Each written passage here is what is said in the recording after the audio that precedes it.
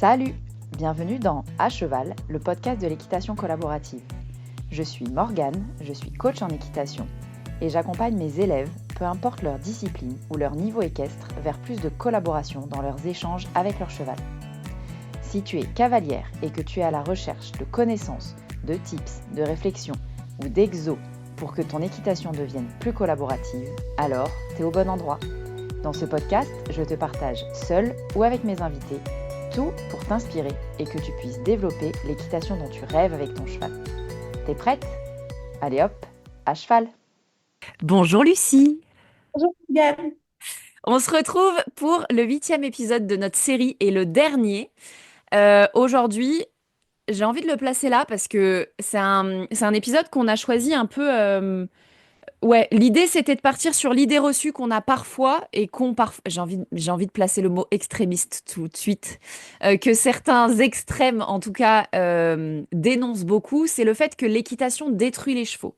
On a envie par cet épisode on trouvait que c'était un bon épisode de conclusion par rapport à tout ce qu'on a échangé avant et donc de partir sur ouais, ce que nous on pense de l'équitation et en tout cas de la façon dont on a envie de la faire, nous, toi et moi, et de la façon dont on a envie de l'enseigner du coup, forcément. Si on résume, ou en tout cas si on fait la somme des conclusions des différents épisodes qu'on a enregistrés jusque-là et donc que vous avez dû écouter, Ouais, si c'est pas le cas, arrêtez immédiatement cet épisode et allez écouter les autres avant. ouais, grave. Non. Mais non, du coup, c'est de se dire que l'équitation, il y a autant de définitions que de pratiquants, il y a autant de définitions que de chevaux, C'est vrai. mais, mais quand même, les chevaux sont à peu près tous fabriqués de la même manière. Ouais. Quelle que soit leur race, ou leur morphologie ou leur posture. Et je le redis, ils ne sont pas faits pour porter du poids, Ouais. ni d'un point de vue mental, ni d'un point de vue physique. Et donc, si on veut pratiquer une équitation juste, mais pas juste d'un point de vue de la morale, juste Mm. pour le cheval, eh ben, enfin, comment dire? Oui, effectivement, on doit faire attention au type d'équitation qu'on va utiliser, parce que le cheval, encore une fois, il a un certain type de physique et un certain type de mental. La Ouais. justesse, pour moi, c'est pas de l'ordre de la morale, c'est de l'ordre de s'adapter à l'animal qu'on a en face de nous. Ouais, carrément. Et en fait, tu parles, c'est trop intéressant ce que tu dis, donc merci d'avoir lancé là-dessus, parce que je trouve que, tu vois, ce qui fait le lien, en tout cas, j'espère que vous aurez compris dans les différents épisodes qu'on a déjà partagés avec Lucie, mais pour moi, même au-delà de l'équitation, entre guillemets, des exercices et de la discipline qu'on choisit de pratiquer, pour moi, le plus important, c'est comment on choisit de la pratiquer. Et du coup, pour le comment, par contre, il y a un truc qui est hyper important, c'est de se former en fait. Pour être capable de dire si l'exercice que je suis en train de demander à mon cheval, que ce soit du travail à pied, du travail à cheval, que je sois à cheval sur mon cheval, à côté, derrière, peu importe, est-ce que la façon dont mon cheval fait cet exercice est en train de renforcer ses compensations et en train de dégrader son physique, ou est-ce que c'est en train de d'améliorer son physique d'un point de vue, encore une fois, enfin là, on va parler du point de vue du mieux-être du cheval, quoi. Ouais, et puis alors, il y a autre chose aussi, c'est est-ce que la manière dont vous pratiquez l'équitation, l'équitation à pied, l'équitation montée, enfin le rapport que vous avez avec votre cheval quand vous lui demandez quelque chose, est-ce que c'est OK aussi d'un point de vue de son comportement Ouais, et d'un point de vue mental? Parce que votre cheval, il peut avoir toutes les aptitudes physiques du monde. Si pour une raison ou pour une autre, il n'est pas OK, il peut y avoir des dizaines de milliers de raisons, c'est pas l'idée de les lister ici, mais s'il n'est pas OK, s'il n'est pas serein, ouais, euh, c'est le cœur de ton travail aussi, Morgane. ouais, C'est la collaboration. Donc, il faut qu'il y ait aussi cette dimension-là dans l'équitation. Sinon, en fait, on a beaucoup parlé du physique. ouais, Euh, L'équitation, elle peut être délétère. Mais elle peut être délétère non seulement pour le physique si c'est mal fait, mais aussi pour la santé mentale de votre cheval, ouais, quoi. grave. Et moi, je l'ai vu pas plus tard qu'hier, j'étais en stage et j'avais un petit entier qu'on m'a présenté, un petit Welsh de 7 ans, magnifique, absolument sublime, qui avait vécu toute sa vie dans un box. qui n'avait, alors il en est sorti, hein, puisque c'est dans ce contexte-là que je le voyais, il a été sauvé d'un endroit qui était absolument affreux. On l'a castré chimiquement parce qu'il avait des trop grosses testicules et qu'on ne pouvait pas le castrer pour de vrai tout de suite. Donc il a été Oui. castré chimiquement. Il a été réintroduit dans un troupeau de deux hongres. Enfin, donc ils étaient trois. C'est pas vraiment un Ouais. troupeau, un groupe, on va dire. Sauf qu'il n'a aucun code social. Et ouais. Il a zéro code, donc il apprend Bichette petit à petit, mais dans le travail avec l'homme, comme il n'a jamais eu de codes sociaux avec ses congénères, les codes sociaux, les codes d'éducation avec l'homme sont à reprendre entièrement. Mais- Et du coup, là, on pourrait se dire, ouais, finalement, est-ce que ce serait pas mieux pour lui de le laisser, pas de le laisser tranquille, parce que clairement, là, le travail, pour l'instant, à côté de l'humain, il est C'est trop compliqué, dur. quoi. Il est pas agréable, il est dur, il est, et en même temps, dans le monde moderne, quel avenir il a, ce cheval? Mais oui. S'il fait pas d'équitation, quel avenir il a concrètement? Mais oui. Il va être acheté par qui? Il va être... enfin, Ouais. quel avenir a-t-il? Le jour où personne ne voudra payer pour sa castration chimique, bah, il pourra plus rester avec d'autres chevaux. Donc, il va retourner ou tout seul dans un paddock. Donc, il aura de nouveau plus du tout de contacts sociaux. Ouais. Donc, en fait, là, pour moi, l'équitation, elle est en train de sauver ce petit animal parce qu'il y a une nana qui s'est dit, bah, il est mignon, je vais le récupérer, je vais le sauver et ben, je vais faire le travail qu'il va falloir pour que ce cheval-là, il ait une vie normale. Sa Ouais. vie normale à lui, elle est en troupeau ou en tout cas en groupe, castré un jour et avec un travail d'équitation. Sinon, en fait, ce poney-là, eh ben, il n'avait aucun avenir. Mm. Ouais. Et il aurait tourné toute sa vie dans son 3x3, Toujours du même côté. Donc, toujours dans le la même sens. question qu'il a pour le coup, lui, mais enfin, c'est clairement pas la priorité, tu vois, par exemple. Ouais. Là, la priorité, c'est juste de ne pas mourir quand on travaille. Ouais. Ouais. Ouais, c'est chaud. Ouais. C'est intéressant en même temps, hein. C'est intéressant parce que, enfin, pour moi, ça pose une vraie question. Ouais. Ben moi, j'ai eu le même, enfin, un cas un peu moins extrême, tu vois. J'en parle souvent. Nous, on a une pure sang qui est arrivée dans le troupeau, qui est pas à nous, et qui est arrivée. Pareil, elle a toujours vécu visiblement. Enfin, en tout cas, elle n'avait pas les codes sociaux quand elle est arrivée, et les 6 premiers mois dans le troupeau ont été horribles pour elle. Enfin, Ouais. horribles pour elle et pour nos chevaux, hein. Moi, j'ai vu mon cheval, je l'ai jamais vu agressif comme il a été agressif avec elle. Bon, là, maintenant, ça fait 2 ans qu'elle est là quasi. Et ça se passe très bien, il n'y a plus aucune problématique. Mais au début, on voyait bien que, tu vois, les chevaux, ils lui disaient, bah, reste à distance. L'autre, elle leur rentrait dedans, mais nous aussi, quoi. Et c'est sûr que enfin, à l'époque, clairement, enfin, même moi, je vois le fait que moi, je dis que c'est mes chevaux qui l'ont éduquée en partie, tu vois. Mais t'as raison, Le fait qu'elle ait eu les codes sociaux avec les chevaux dans le travail, c'est pas la même jument, quoi. c'est ça. Et ça, c'est hyper intéressant. On dévie un peu de notre sujet de Ouais, départ, mais,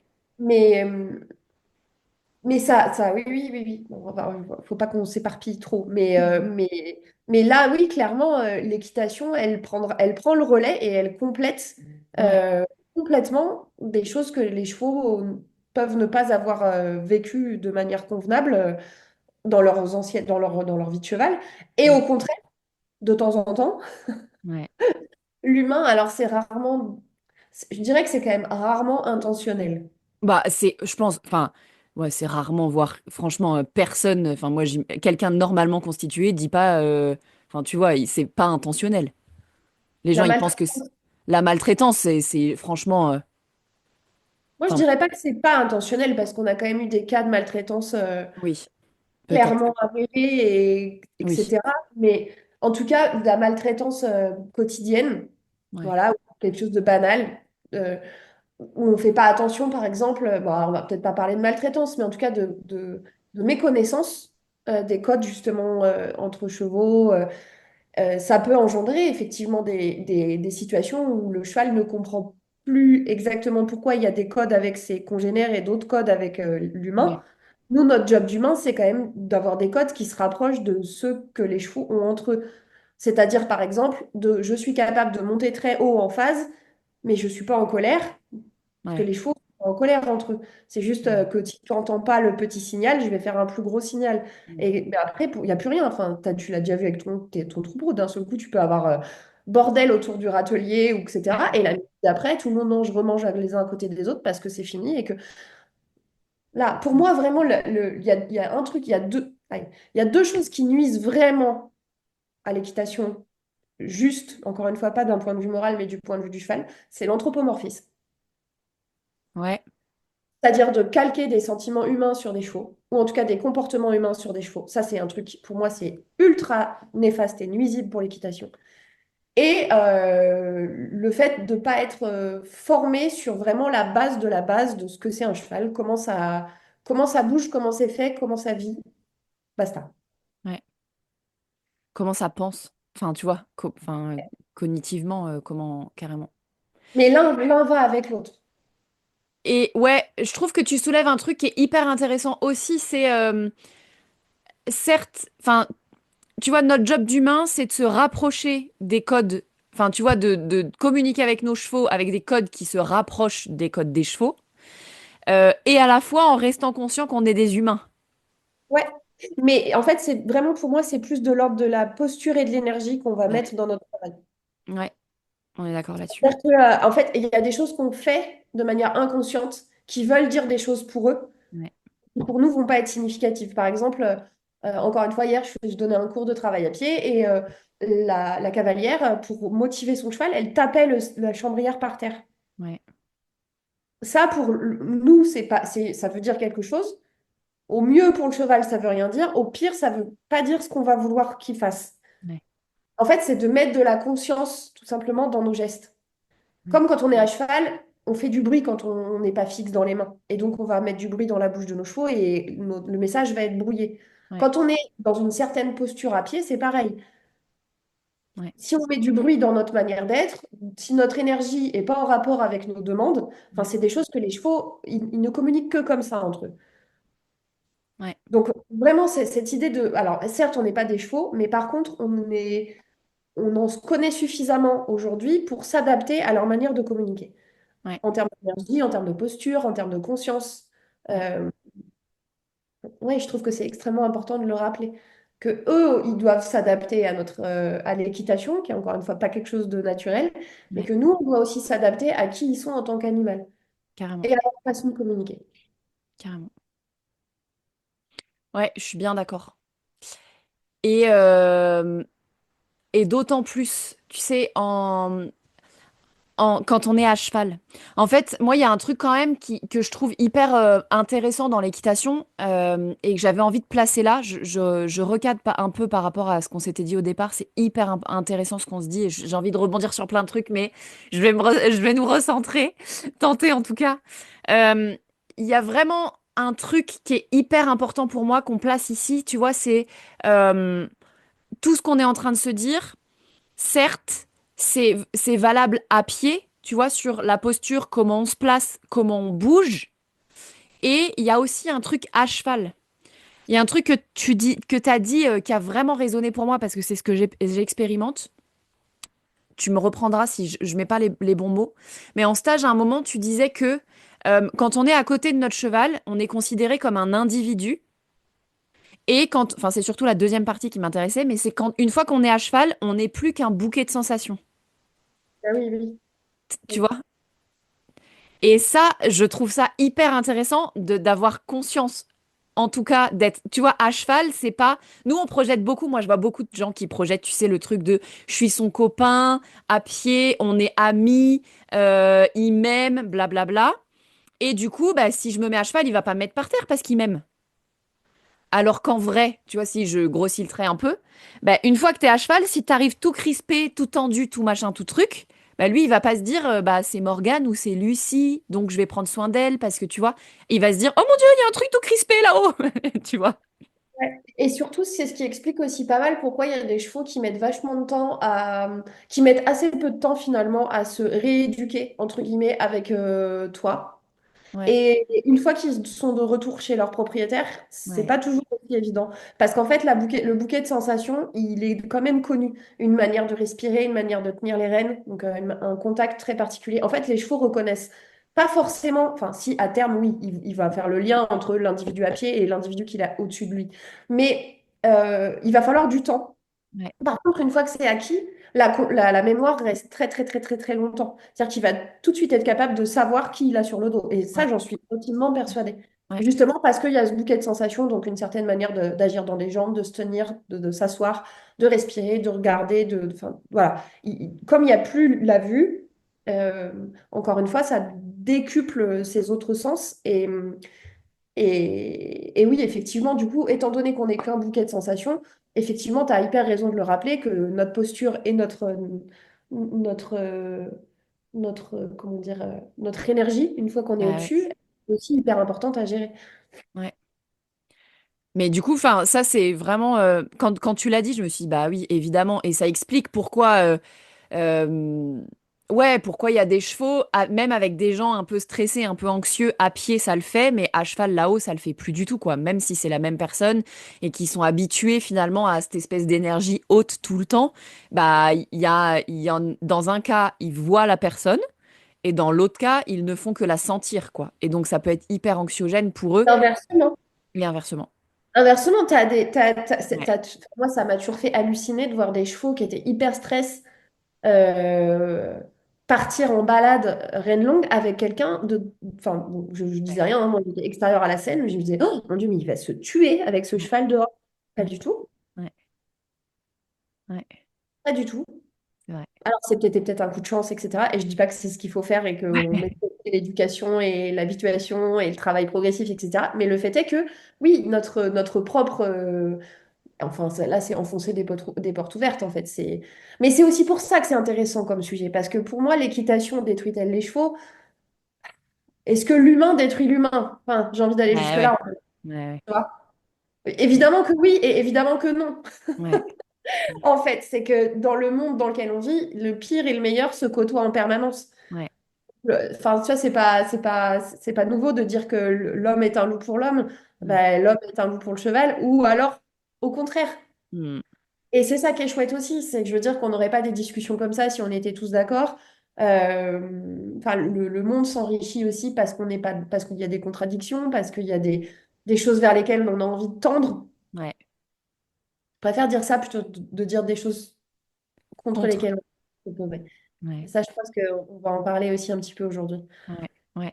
Avant ça, on va y revenir, mais j'ai vraiment envie qu'on mette les pieds dans le plat et qu'on aille vraiment concrètement sur, au vu de enfin, tu vois, au vu de notre expérience, de la façon dont nous, on a envie de faire les choses, je vais poser une question cash.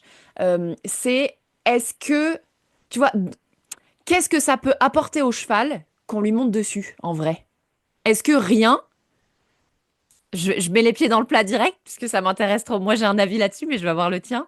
Est-ce que ça apporte rien et c'est juste un truc de l'homme, il aime bien, tu vois, on a trouvé cette activité à faire là, c'est un loisir, c'est intéressant et tout ça? Ou est-ce que concrètement, tu crois que l'équitation en montant sur le cheval, ça peut apporter quelque chose au cheval, Moi, j'ai vu des choses se transformer dans le bon grâce sens du à terme? l'équitation, dans Ouais. le comportement notamment. Ah, dans le Et comportement. ouais. J'ai vu des chevaux se transformer radicalement à partir du moment où ils étaient. Alors, ça va faire un peu. Tu vois, ça va faire un peu. Je me jette des fleurs, mais c'est pas grave. Mais en tout cas, j'ai commencé à travailler et le cheval avait plus tout le même comportement à la tâche, avait plus tout le même comportement dans son paddock, avait plus du tout. Était beaucoup plus apaisé, etc. C'était un moment où je travaillais donc avec Christian, donc j'étais encore plus. Christian Forlini, mon Ouais. formateur. Donc j'étais encore plus obsédée par ces histoires de rectitude. Ouais. Et les plus gros changements que j'ai vus chez les chevaux, c'était quand je travaillais vraiment sur des chevaux relativement dissymétriques, qui avaient énormément de défense Mm. sous la selle et qui redevenaient beaucoup plus cool dans leur vie, en fait, avec un travail adapté. Il y a eu ça, et il y a eu un cheval qui n'arrivait plus à respirer aussi. Ah ouais. Et qui, ouais, il Ok. avait Non, bien. le diaphragme complètement bloqué. Au niveau de l'ostéo, était obligé de passer hyper régulièrement parce que justement, bah, il était gêné, il était une séance sur quatre à moitié boiteux. Enfin, c'était. Et je me suis dit, bon, de toute façon, on me demande de travailler, donc je vais quand même essayer de voir ce que je peux faire. Ouais. Et j'ai fait énormément de sophrologie à cheval. J'étais beaucoup. C'est le seul cheval avec qui j'ai fait du vrai renforcement positif. Ok. Euh, et il a réappris à respirer. Et l'ostéo m'a dit, écoute, c'est assez incroyable. Ce cheval est de nouveau capable de respirer normalement et j'ai plus le diaphragme bloqué, quoi. Ouais. Et au galop, pareil, c'était un cheval qui ne respirait pas. Enfin, c'était impressionnant. Ouais. Donc oui, l'équitation, dans ce cas-là, bah, moi, de mon expérience, j'ai envie de te dire qu'elle sert à quelque chose et puis qu'elle sert aussi à la perpétuation de l'espèce, hein. Ouais. Ouais, moi j'ai vraiment un truc là, j'adore ce que tu racontes parce que vraiment enfin bref, c'est le cheval qui se remet à respirer, on n'imagine pas et à la fois effectivement l'équitation en fonction de comment on choisit de la pratiquer peut avoir cet effet-là. Euh, Ça peut aller jusque-là en tout cas. Moi il y a un moment là, il y a pas longtemps où vraiment je me suis formée sur la dissymétrie spécifiquement. Enfin, j'ai pris une formation sur la dissymétrie où le formateur parle du fait que dans la nature, les chevaux sont faits pour aller droit et vite, vite et droit, parce que c'est des proies, il faut qu'ils fuient. Et que du coup, leur centre de gravité, il va vers le bas et vers l'avant. Donc, poussé à l'extrême, quand les chevaux vieillissent, enfin, tu vois, dans la nature, le premier truc qu'ils ont à faire, c'est, enfin, pour sauver leur peau, ils vont fuir les prédateurs, pardon. Et nous, aujourd'hui, ce qu'on veut, c'est plus qu'ils soient capables de fuir les prédateurs parce que il y en a plus tellement dans les prés, des loups et des lions. Mais, en tout cas chez nous, mais on veut qu'ils vivent vieux et en bonne santé. Et donc les objectifs, ils sont assez différents.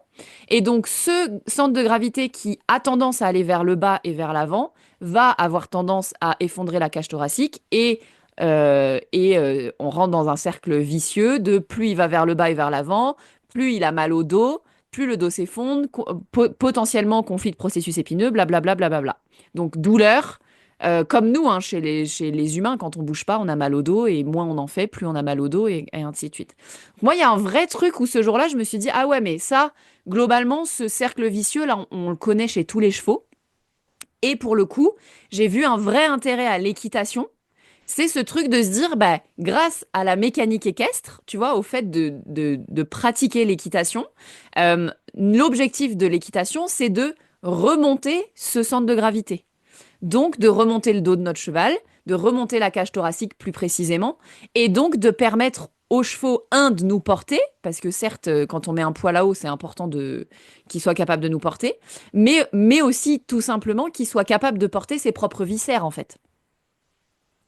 Et donc, enfin, c'était hyper important pour moi de le placer là, c'est de se dire que, en tout cas, moi, j'ai cette croyance-là. Peut-être certains vont entendre ça, ils vont dire, ah, elle raconte n'importe quoi, la meuf. Je pense pas. Mais il y a ce vrai truc en vrai, l'équitation, si on garde ça en tête et on se dit, bah, je pratique l'équitation pour améliorer le confort de vie de mon cheval, eh ben, ça peut être vraiment, positif pour les chevaux, quoi. Ouais, tout à fait. Effectivement, tu as raison de le rappeler. Ouais. Ouais. Et voilà ce que j'avais envie de dire. Maintenant qu'on a dit ça, on avait envie de parler de la radicalité sur cet épisode de podcast. Euh, Ouais. avec, bah, j'ai envie de dire, vas-y.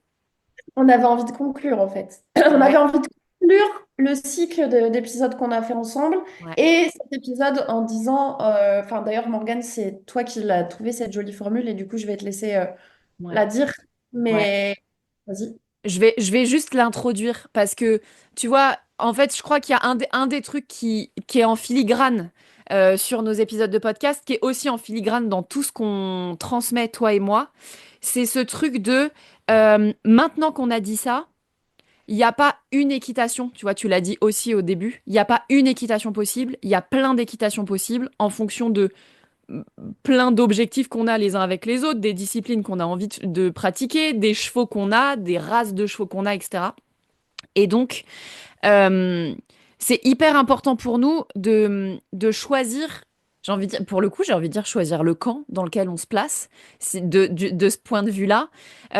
C'est que toi et moi, on a des avis tranchés sur beaucoup de choses. Pour autant, on est assez peu radical sur on est pour ou on est contre un truc. C'est-à-dire que euh, moi, j'aime beaucoup, et je sais que tu le fais aussi, quand on me dit est-ce que t'es pour ou t'es contre les fers au pied des chevaux, par exemple, ou t'es contre ou pour le mort. On va prendre deux trucs qui déchaînent les passions. Moi, j'arrive pas vraiment à répondre à cette question en mode je suis pour ou je suis contre. Et parce qu'en fait, le truc c'est que oui, donc la réponse qu'on donne en général c'est ça dépend. Ouais, Parce qu'on grave, s'adapte. grave. Mais parce qu'en fait, pour moi, dire je suis pour ou je suis contre, c'est déjà, au niveau philo, estimer qu'il y a un bien Et un- universel et un mal universel. C'est-à-dire qu'il ouais, y a un mal absolu, un ouais, mal MAL, hein, pas un mal, mal absolu et un bien absolu. ouais, Donc c'est se donner enfin, c'est croire on se situe du côté du bien, nous, en ouais, disant je suis contre le mort et pour le faire, par exemple. Enfin, je ne sais pas, je dis n'importe quoi. Et que les autres, c'est le mal, ouais, contre lequel on doit lutter. ouais. Et j'écoutais un épisode de podcast avec un invité qui s'appelle Franck Lopvert Ah et ouais. qui dit ça extrêmement bien. Mm. Justement sur ces histoires de bien et de mal. Je vous encourage vraiment à aller voir cet épisode. Ça s'appelle, c'est sur le podcast Sismique. Je ne sais plus quel épisode c'est, mais c'est absolument passionnant. Ouais, Euh, où il expliquait justement qu'il y a deux manières de s'engager. ouais, De s'engager. Moi, j'ai l'impression d'être engagée dans mon métier. Je pense que toi aussi. ouais. Euh, pour autant, on n'est pas engagé contre. Ouais, On est engagé pour quelque chose. et ouais, On y met beaucoup d'énergie, on déploie beaucoup de force, l'une comme l'autre, je pense. Pour ouais, s'accrocher dans ce milieu, il faut de la force, ouais, en défendant les valeurs qu'on a envie de défendre. Voilà. Mais encore, c'est s'engager parce que ça correspond à une aspiration profonde de mon être ouais, de défendre le vivant, donc de défendre la pluralité d'opinions, de défendre le bien-être. Le ouais. bien-être du cheval, c'est le bien-être de la planète. Pour moi, ça va avec parce que le cheval est vivant. On est vivant, on fait partie de la planète. Donc pour moi, voilà, ça, c'est quelque chose qui correspond vraiment à une aspiration profonde. Et quand je dis ça, je mets mes deux mains sur le ventre. C'est vraiment un truc que je veux. Mon chemin dans la vie. Voilà. Mm. Mais mon engagement aujourd'hui, Ouais, parce qu'il n'y a que aujourd'hui qui compte, mon engagement aujourd'hui, va pas aller contre quelque chose. ouais, Parce que je veux pas qu'il y ait cette dualité-là en moi. ouais, Je veux pas à l'intérieur de moi qu'il y ait d'un côté le bien, d'un côté le mal. ouais. Parce que si on rapproche ça des concepts plus psychologiques chez l'individu, l'état de sérénité, il est présent en toi quand tu acceptes autant ta part d'ombre que ta part de lumière. Ouais. Donc si à l'intérieur de toi, tu dissocies et que tu mets d'un côté le bien, d'un côté le mal, tu vas projeter sur le monde d'un côté le bien, d'un côté le mal, d'un côté la paix, d'un côté les guerres. Ouais, Et c'est pas. Moi, je suis une femme de paix, je ouais, pense. En ouais, tout cas, j'ai envie d'être une femme de paix. Et donc, c'est une des raisons pour lesquelles je ne m'engage pas contre quelque chose. ouais, Voilà. ouais. C'est hyper intéressant. La phrase que je disais tout à l'heure, je l'ai écrite pour être sûre de la ressortir telle quelle. C'est vraiment, est-ce qu'on choisit d'aller contre ou est-ce qu'on choisit d'aller vers? Et je crois qu'il y a un des trucs qui nous rassemble, toi et moi aussi, c'est que on va vers nos aspirations.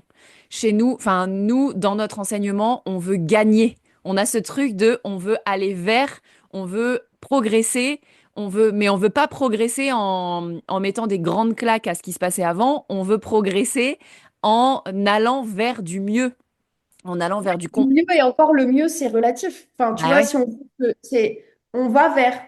En ouais, fait, je pense qu'on peut juste s'arrêter sur ça, hein. ouais, Tu vois, sur cette phrase-là, c'est j'en veux pas aller contre, je veux aller vers quelque chose. ouais, carrément. On ne sait pas trop ce que c'est finalement, parce que c'est pas encore présent. Ça correspond à des aspirations. On trouve des gens autour de nous qui partageons un certain nombre d'aspirations communes et avec qui on a envie de faire un bout de chemin, que ce Ouais, soit d'autres professionnels, que ce soit des cavaliers, que ce soit d'autres pros de la filière équestre, et on chemine vers ensemble. ouais, grave. Et peut-être que les gens qui sont dans l'engagement contre ont l'impression de cheminer aussi vers quelque chose, hein. Bah ouais, hein. On C'est sait une autre pas. manière de faire qui ne correspond pas à nos aspirations personnelles, voilà. Non, c'est hyper intéressant. Et je crois qu'on peut conclure là-dessus, Lucie. J'ai bien envie de d'amener du coup les gens à choisir peut-être vers quoi. Parce que moi, je sais que je vais, tu vois, je cherche quand même, je vais vers le mieux-être, vers l'harmonie, vers peut-être plus de confort. Pas forcément pendant les séances, parce qu'aller chercher plus de... moi, je leur place tout le temps, mais moi qui fais du renforcement musculaire en ce moment, le confort, il n'est pas pendant ma séance de renforcement, il est après. Vers voilà. En tout cas, faites un choix sur est-ce que vous avez envie d'aller contre ou est-ce que vous avez envie d'aller vers. Et le vers, c'est quel mot vous mettez derrière. À chaque fois que vous allez faire un choix, posez-vous la question de ce choix-là, parce que, Ouais, encore une fois, chaque choix contient en lui le bien, le pire et le meilleur. ouais, ouais. Ouais, Donc, carrément. si vous faites ce choix-là aujourd'hui, vous aurez demain le choix de faire encore différemment. Et c'est ça qui est chouette. C'est à peu près vertigineux, mais c'est super chouette. Ouais, j'adore. Rien n'est figé, Ouais, comme les chevaux. on conclut là-dessus, Lucie, j'adore. Merci Est-ce- Morgane de cette invitation. En tout cas, j'ai été vraiment hyper heureuse de travailler avec toi. Je dis travailler parce que c'est quand même, ouais. ça demande quand même pas mal de réflexion et d'organisation de la pensée. Donc, merci de m'avoir donné cette occasion. Avec grand plaisir, c'était très chouette, j'ai adoré aussi. Et bah, du coup, j'invite ceux qui nous ont écoutés à venir nous dire à toi ou à moi sur les réseaux ce qu'ils ont pensé de cette série et qu'est-ce que ça les amène à penser ou à faire différemment dans leur équitation, voilà, est-ce qu'ils se sont sentis évoluer vers quelque chose de différent et en quoi? En tout cas, on aime beaucoup, toi et moi, discuter avec les gens et avoir des retours sur ce qu'on fait. Donc vraiment, n'hésitez pas à venir nous le dire sur les réseaux sociaux. Et Moi, je puis, replace quand même ici que toi, Morgane, on a la chance de pouvoir être accompagné par toi partout en France grâce à des programmes qui sont faits en ligne. Non, mais c'est ouais, hyper important. bah ouais. Enfin, vraiment, tu en as deux. Donc, du coup, voilà, c'est une vraie chance parce que quel que soit l'endroit où vous êtes en France, Morgane peut vous aider. Et même ailleurs, j'ai des clients à l'île Maurice, au Canada, c'est assez dingue. Mais ouais, le fait que ce soit en ligne, effectivement, ça enlève la barrière géographique. Donc, carrément. Et puis, les gens peuvent, je le replace ici aussi, du coup, ils peuvent aussi travailler avec toi partout en France sous forme de stage où tu te déplaces. Donc, si jamais vous avez envie de travailler avec l'une ou avec l'autre, ou avec les deux, c'est aussi possible. N'hésitez pas à nous contacter et puis on verra quel format est le plus adapté pour vous. Voilà. Eh ben, écoute, Lucie, merci beaucoup et je te souhaite une bonne journée. Merci Morgane, ciao, ciao. Salut.